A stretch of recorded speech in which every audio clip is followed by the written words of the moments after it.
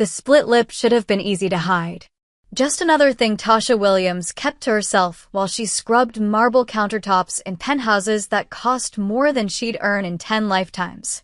But when she turned too quickly and caught Lee Ji-hun watching her with those calculating eyes, something shifted in the air between them. The way she jerked back, pure instinct, made his expression go dangerously still. "Who touched you?" 3 words, spoken soft as silk, sharp as a blade.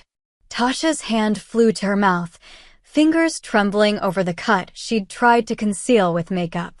"It's nothing, Mr. Lee. Just clumsy, that's all."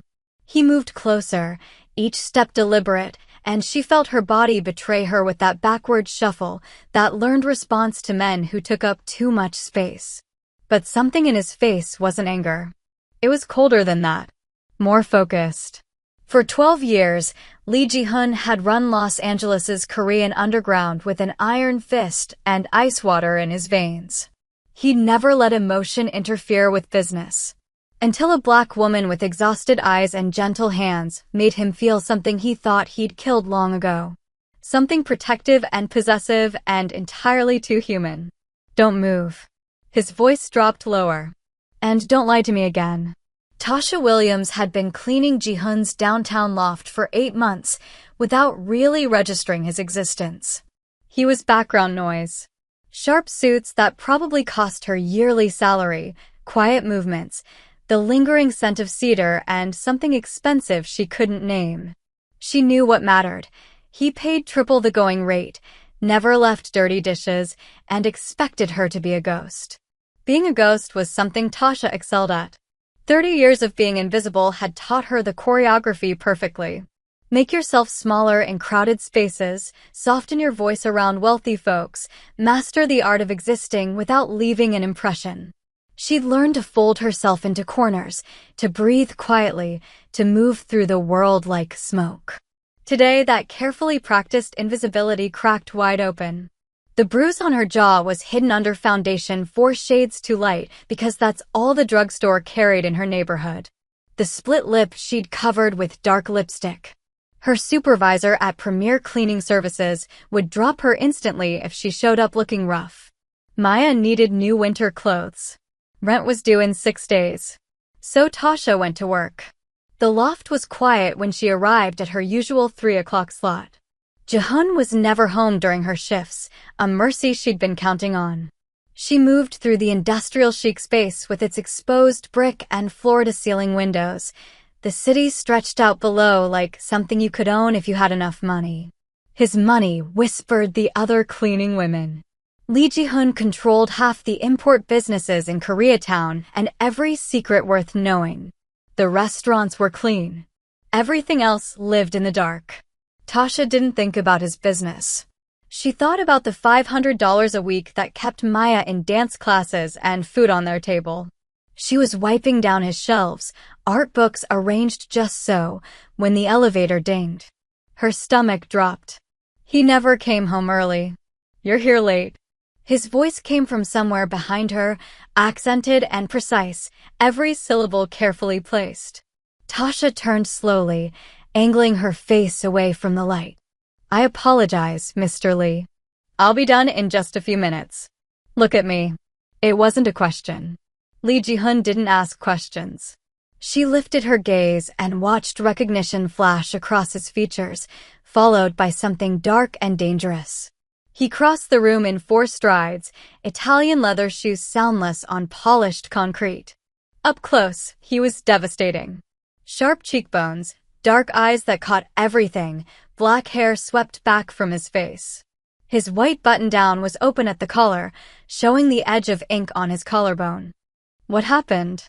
His hand lifted toward her face, stopped just short of touching, hovering in the space between them like he was waiting for permission she didn't know how to grant. "I slipped." The lie felt clumsy in her mouth. "It's really nothing." Ji-hun's eyes went cold.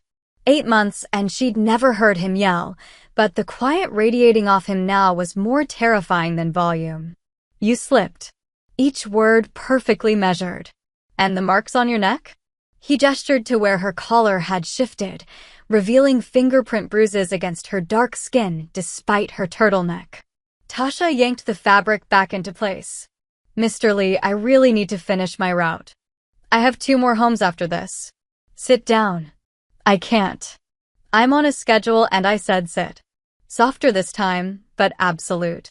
She perched on the edge of his gray leather couch, wrong in every way.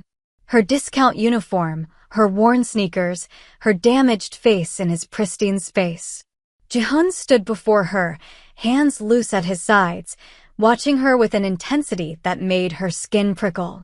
Tell me who did this. There's no one to tell. Tasha. The way he said her name, careful, like handling something fragile, made her breath catch. He'd never used it before. I built everything I have on reading people. You're afraid. That bruise is fresh. Someone hurt you within the last 24 hours.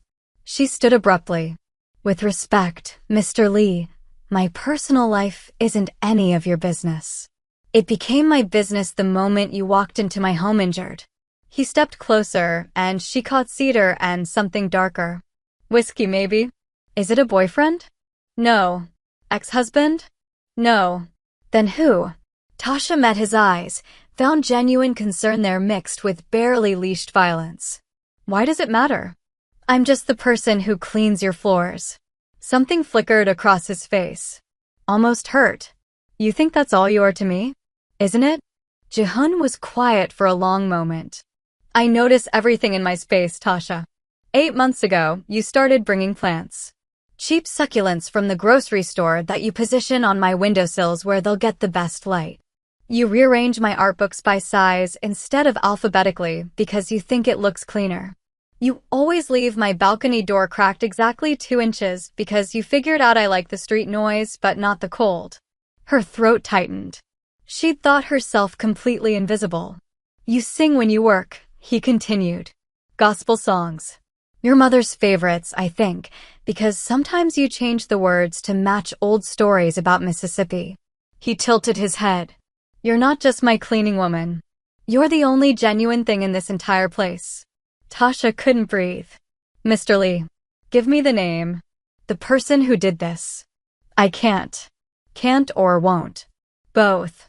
She grabbed her cleaning supplies. I should go. His hand caught her wrist. The one without bruises. Gentle but firm. If you walk out now, you're refusing my protection. Whoever hurt you will do it again. Your protection? She almost laughed. You don't know anything about me. I know you have a daughter. 8 years old, maybe 9. I know you work 5 houses daily to afford rent in a neighborhood that makes you walk home with your keys between your fingers. I know you're stronger than anyone I've ever met, and I know, he stopped, jaw tight, I know I can't let anyone hurt you again. The elevator chimed. Ji-hun's expression shifted instantly, concern vanishing behind cold authority. A man emerged. Korean, younger, deferential. Hyungnim, we have the issue, and the man stopped, seeing Tasha. Ji-hun spoke rapid Korean, his tone dismissive. The man bowed deeply and retreated. Tasha, Ji-hun's voice pulled her back. Stay. Have dinner with me. Explain what happened. I can't. Why not? Because you're Lee Ji-hun. She gestured at the loft. And I'm nobody. His hand lifted to her face, thumb barely brushing the edge of her split lip with devastating gentleness. You're wrong. You're the first person I've wanted to really know in 12 years. Tasha's phone buzzed. Maya's school. She pulled away. I have to go. She was in the elevator before Ji-hun could respond, but she felt his gaze on her the entire way down, heavy and searching and impossibly dangerous. That night, lying in her narrow bed in their cramped apartment, Tasha touched the bruise on her jaw and wondered what it meant that Lee Ji-hun had looked at her like she mattered. 5 days passed. Tasha returned to the loft on schedule, half expecting Ji-hun to have found a new cleaning service or worse, demand answers she couldn't provide. Instead, she found him at his dining table, laptop open, clearly waiting. You came. He sounded relieved. It's my job. It's Monday at 3 o'clock. Sit with me. Mr. Lee. He gestured to the chair across from him. Please. The please unraveled her. Tasha set down her supplies and sat, maintaining careful distance. Jihun slid a mug toward her, something that smelled like honey and ginger. I had some people look into things, he said quietly. Tasha's blood went cold. What? Into who might want to hurt you? He held up a hand before she could protest. I was careful. But Tasha, if someone's threatening you, I can. No. She stood. You can't do whatever you're planning. This isn't your problem to solve. Then whose problem is it? Yours? His eyes flashed. You're working 60-hour weeks just to survive. Someone put their hands on you. That makes it my problem now. Why? She demanded. Why do you care? Jihun stood, rounding the table until they were face to face. Because when I look at you, I don't see a cleaning woman. I see someone who brings warmth into this cold space I've built. I see someone who sings like she still has hope despite everything trying to break her. You don't know anything about my life. Then tell me. His hand lifted toward her face again. That same hovering gesture, asking for permission. Tell me everything. This time Tasha didn't pull back. His fingers brushed her jaw, featherlight, tracing the fading bruise. The touch was so tender it hurt worse than the original blow. His name is Devin, she heard herself whisper. Maya's father. My ex. Jihun's hand stilled. Where is he now? I don't know. He left when I was pregnant, showed up 3 weeks ago demanding money. Said I owed him for the kid he never wanted. Her voice broke. He got violent when I said no. Did he threaten your daughter? The protective fury in his voice made her look up. Jihun's face was carved from stone, but his eyes burned. He made comments, Tasha admitted, about knowing where she goes to school. About how easily accidents happen. Jihun's jaw clenched. He pulled out his phone, typed rapidly in Korean, then pocketed it. That threat ends today. What are you? I'm handling it. Devin will forget you exist. You can't just. Tasha grabbed his arm. Jihun, whatever you're thinking, don't. I won't have someone's blood on my hands. There won't be blood. There will be a conversation. His hand covered hers. Tasha, men like Devin understand one language. I'm fluent in it. I don't want your help. Too bad. You have it anyway. He pulled her closer and suddenly they were breathing the same air, occupying impossible proximity. I'm done pretending you're invisible. I'm done pretending I don't watch the clock until Monday at 3. Her heart hammered. This is insane. You're you and you're the woman I think about during business meetings. You're the reason I started coming home early on Mondays. His thumb stroked over her knuckles. You're the only honest thing in my entire life. You barely know me. Then let me know you. He bent slightly, bringing their faces level. Have dinner with me. Real dinner, not me cornering you while you work. I have Maya. Bring her. Tasha blinked. You want to meet my daughter? I want to meet everyone who matters to you. I want to understand what makes you sing those songs. He stopped, something vulnerable crossing his features. I want to matter to you the way you've started to matter to me. The elevator chimed. Jihun cursed in Korean, but didn't step back. Another man emerged, older this time, speaking urgently. Jihun responded with sharp words that made the man pale and retreat immediately. I have to handle something, Jihun said, turning back to Tasha. But tomorrow, dinner. My restaurant in Koreatown. Seoul. 8 o'clock. I'll send a car. Jihun, I can't afford. You're not paying. You're my guest. He lifted her hand to his lips, pressed a kiss to her knuckles that sent electricity through her entire body. Say yes, Tasha. Let me show you what it feels like to be seen. She should say no. Should maintain the careful distance between their worlds. Should protect herself and Maya from the dangerous orbit of Lee Ji-hun. But when he looked at her like she was precious, when his touch made her feel cherished instead of invisible, when his voice wrapped around her name like a promise. Yes, she whispered. Jihun's smile transformed his face, made him look younger, almost boyish. Tomorrow then.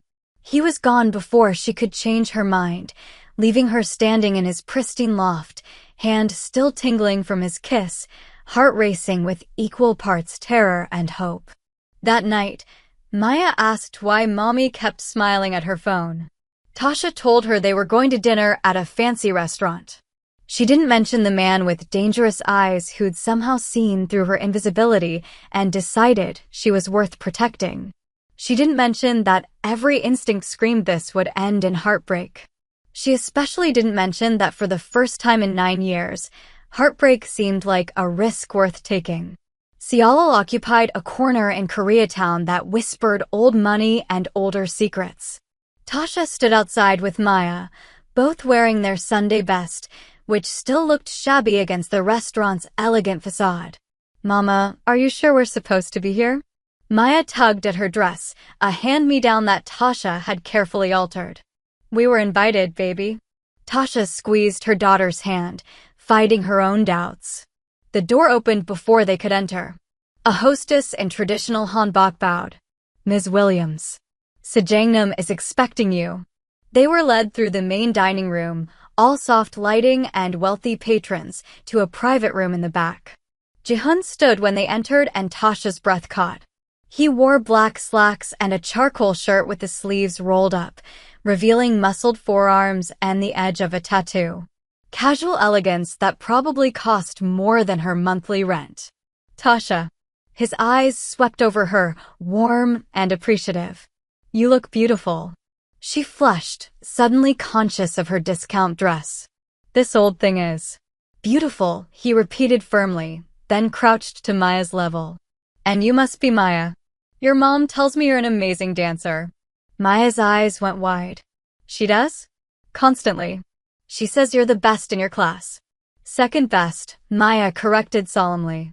"But I practice more than anyone." Jihyun's smile was genuine. "Then you and I will get along perfectly. I respect hard work. Do you like Korean food?" Maya nodded enthusiastically. And just like that, she was chattering about foods she'd tried while Jihyun listened with apparent fascination. Tasha watched them, heart squeezing at how natural Jihyun was with her daughter. No condescension, no forced interest, just genuine engagement. Dinner was a revelation.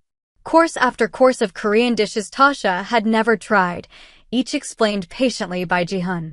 He taught Maya how to use chopsticks, laughing when she struggled. He told stories about growing up in Seoul, about his grandmother who taught him to value good food and strong people. "My grandmother would have liked you," he said to Tasha, refilling her tea.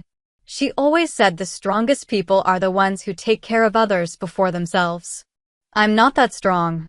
You're raising an incredible daughter alone. You work 5 jobs. You stand up to men twice your size when they threaten what you love." His eyes held hers.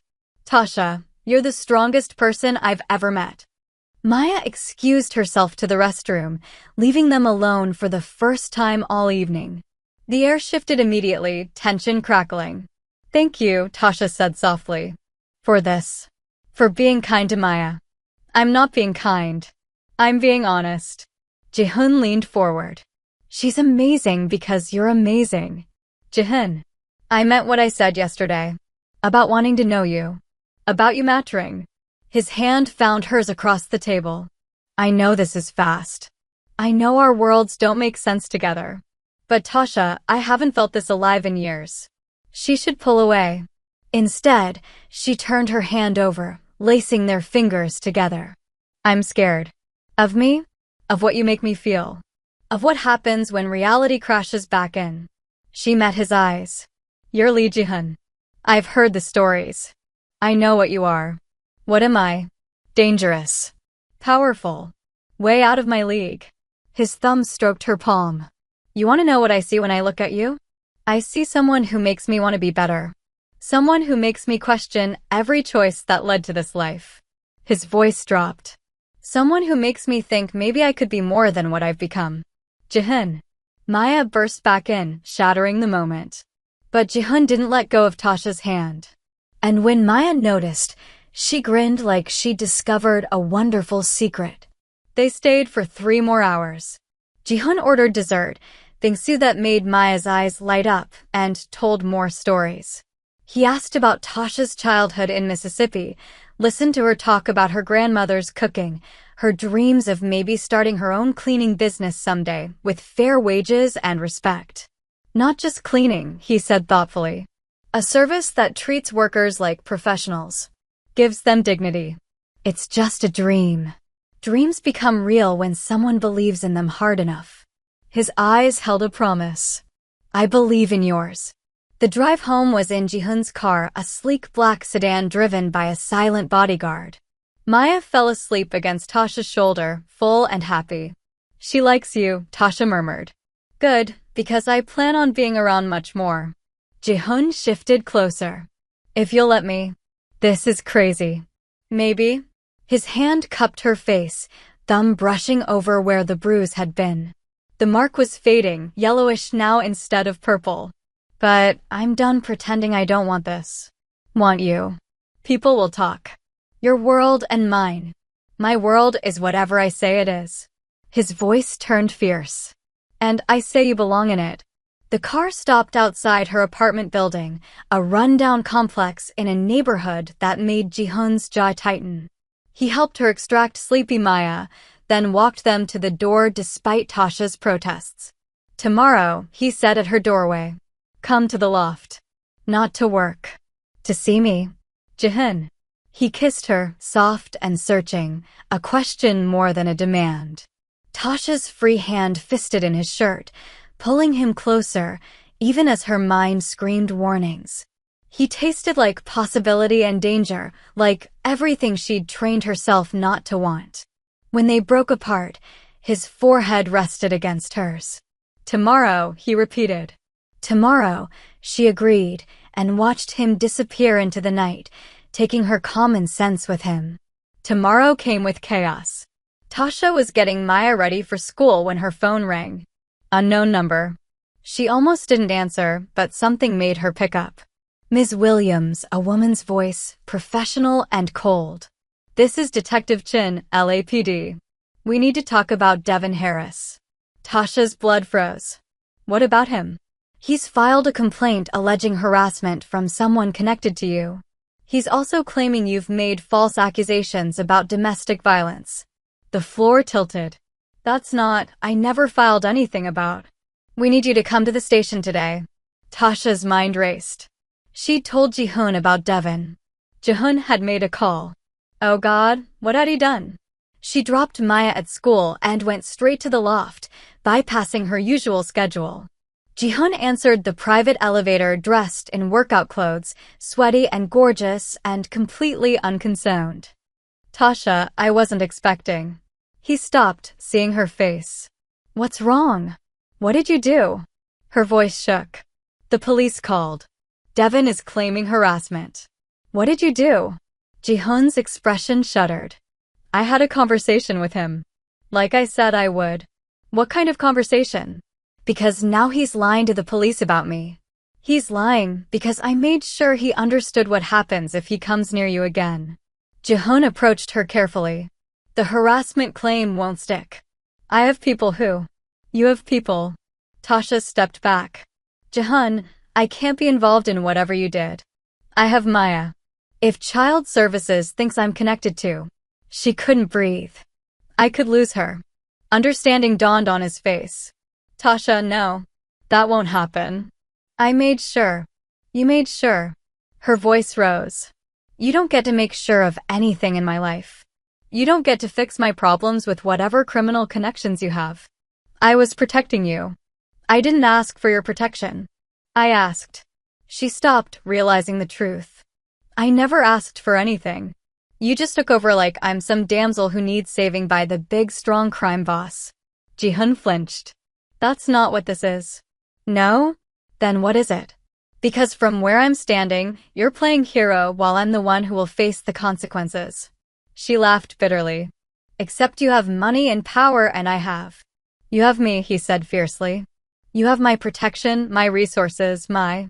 I don't want them. The words exploded out of her. I want my simple life where I know the rules, where I clean houses and raise my daughter and stay invisible because invisible is safe. Invisible is dying slowly. Ji-hoon grabbed her shoulders. You think I don't see what that life costs you? You're drowning, Tasha. I'm trying to throw you a lifeline. I don't want your lifeline. I want. Her voice cracked. I want to not be terrified that loving you will destroy everything I've built. The room went silent. Tasha realized what she'd said, watched Ji-hun's face transform. You love me, he whispered. She tried to take it back, couldn't. It doesn't matter.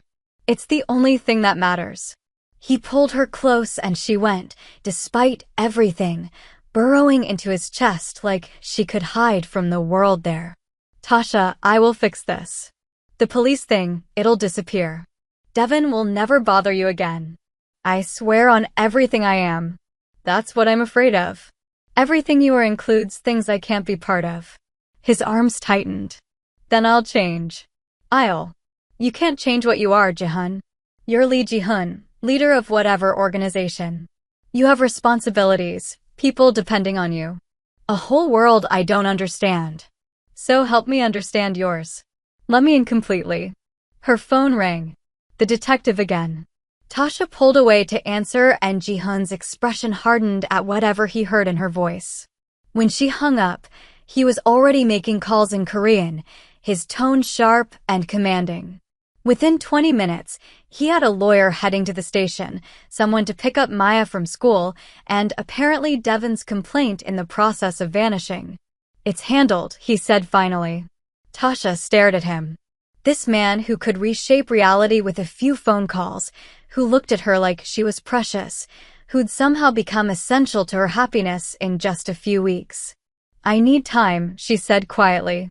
To think. To figure out if I can do this. Pain flashed across his face. How much time? I don't know.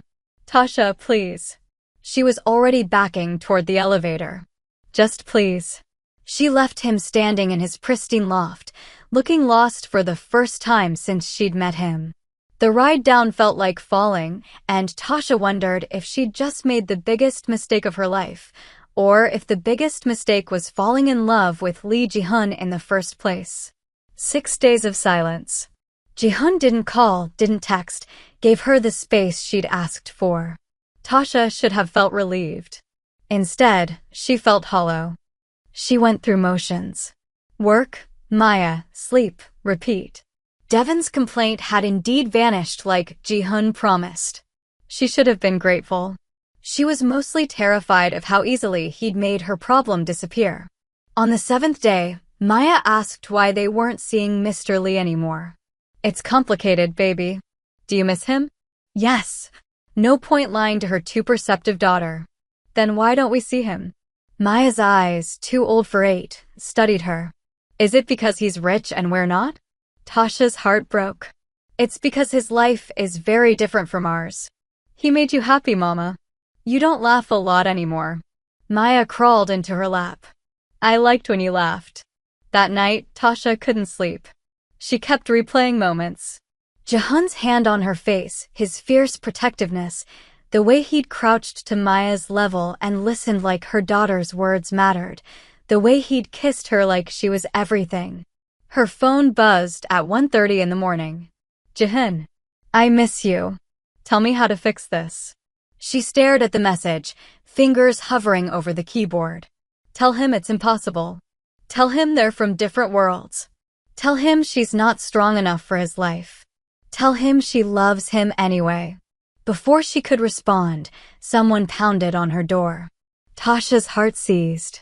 Late-night knocks were never good. She grabbed her phone, ready to call 911, and peered through the peephole. Ji-hun stood there in rumpled clothes, hair disheveled, looking nothing like the controlled crime boss and everything like a desperate man. She opened the door. What are you? I can't do this. He pushed inside, pacing her tiny living room like a caged animal. 6 days, Tasha. 6 days of pretending I can function without you. I can't. Ji-hun, it's 1:30. Maya's sleeping. I'll be quiet. He wasn't quiet. I've spent 12 years building an empire. 12 years making myself untouchable. Then you walk into my life singing gospel songs and arranging plants. And suddenly everything I built feels empty. You barely know me. I know everything that matters. I know you sacrifice so your daughter can have better. I know you see good in people even when they don't deserve it. I know you think you're invisible, but Tasha. He crossed to her in 2 strides, cupping her face in both hands. You're the most visible thing in my world. When you're not there, everything goes gray. Tears burned her eyes. I'm scared. So am I. His forehead touched hers. Terrified. Because you've become my weakness, and in my world, weakness gets you killed. But I don't care anymore. I'd rather die vulnerable with you than live safe and alone. Your world can adjust. Will adjust. I don't care what people think, what complications arise, what. I'm Black, Jihyun. You're Korean. That matters to people. Not to me. But to others. To your organization. Anyone who has a problem with you has a problem with me. His voice turned to ice. And problems with me don't last long. That's what terrifies me. The casual way you talk about violence. The way you can make people disappear with a phone call. Would you rather I let Devin hurt you? Let anyone hurt you? His grip tightened. I won't apologize for protecting what's mine. I'm not yours. Aren't you? He pulled back to look at her, and his eyes held everything. Desperation, hope, love. Because I'm completely yours. Every dark, broken part of me belongs to you now. And I know that's not fair. I know I'm dragging you into something complicated. But Tasha. His voice cracked. I can't lose you. I won't survive it. Jihyun. I love you. The words hung between them, raw and honest. I love that you're strong and stubborn. I love that you make me want to be better. I love how you love your daughter. I love your cheap grocery store plants and your off-key singing and the way you rearrange my books. They look better by size, she whispered, crying now. They do. He wiped her tears with his thumbs. Everything looks better when you're in it. My apartment, my life, me. A shaky breath. Let me love you. Let me take care of you and Maya. Let me be the man you make me want to be. What if it's not enough? What if the difference is between us? Then we'll fight for it together. He kissed her, soft and pleading. I'll leave my world if you ask. I'll. No. She pulled back. I won't ask you to give up who you are. Then what do you want? Tasha looked at this powerful man reduced to vulnerability in her cheap apartment, asking her to save him the way he'd tried to save her. She thought about Maya asking why she didn't laugh, about how invisible she'd felt before Jihyun looked at her like she was real. About how love was always a risk, but some risks were worth taking. I want you, she whispered. All of you. Even the complicated parts. Even the scary parts. She grabbed his shirt, pulled him closer. I want you to teach me Korean.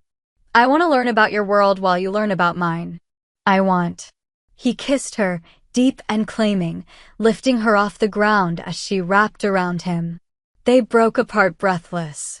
I want you to meet my family, she continued. In Mississippi. I want Maya to have a father figure who shows up. I want to wake up next to you and not feel like I'm trespassing in your life. You're not trespassing. You're home. He set her down gently. My apartment is home now because you're in it. I'm home because you see me. Jihyun. Marry me. Tasha froze.